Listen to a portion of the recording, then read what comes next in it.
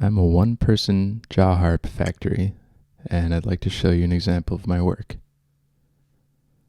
This is an all stainless steel jaw harp I just made.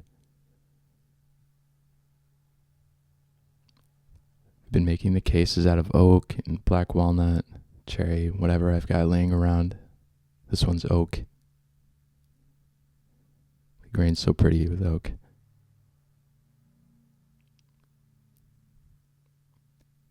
Some stretchy cord. So I carved these cases so that the harp fits in there like a puzzle piece. So it doesn't knock around. It's cradled nice. And the reed is free to vibrate.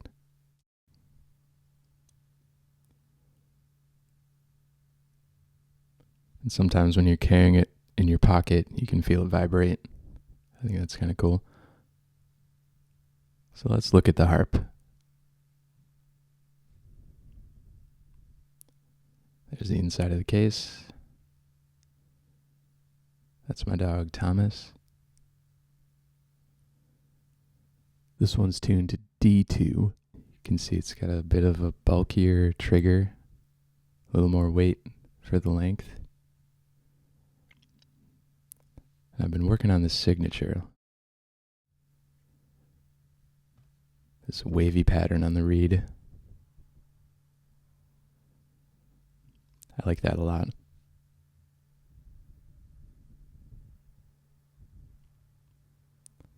Something else that's new is I've been tapering the decks here.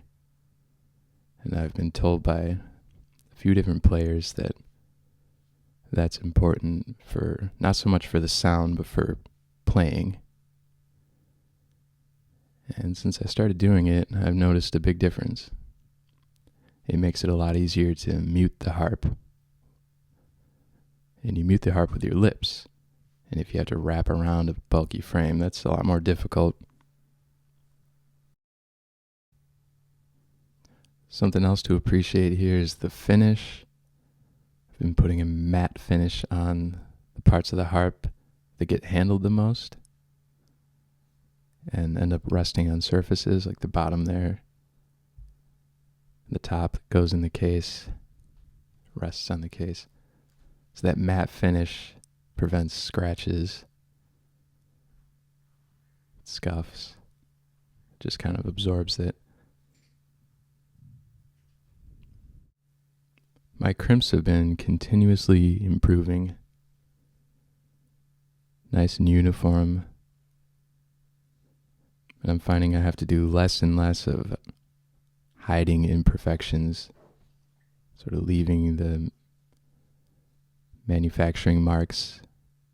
They're starting to look more intentional, more purposeful, and just prettier.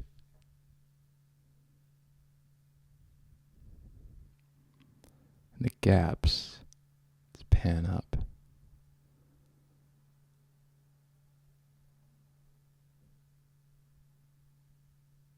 These gaps are super even, very tight, less than the width of a piece of printer paper. It's kind of hard to see here. The compression is pretty even, and it's not only that tightness that matters for the sound quality. The reed and the frame need to be aligned on multiple planes in order to get a melodic sound. And I like my harps to be able to play melodically and clearly well into the 16-note octaves, at least for the lower harps that you can reach up into the 16-note octave on. And I'll demonstrate that later in this video.